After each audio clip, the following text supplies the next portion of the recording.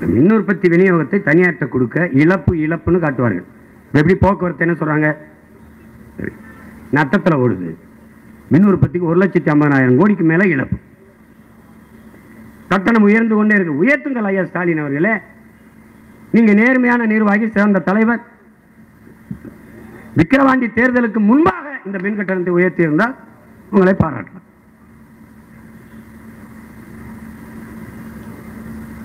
அந்த பாட்டை வச்சு ஓடிட்டாங்க ஒரு 10-15 நாள்.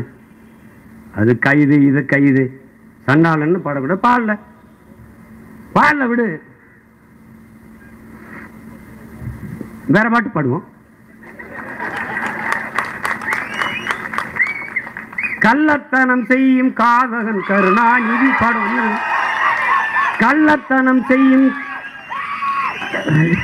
காதகன் கருணாநிதி,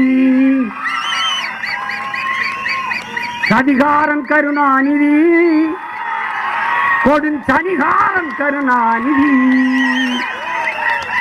பொன்னான தமிழ்நாட்டை மண்ணோடு புதைத்திட்ட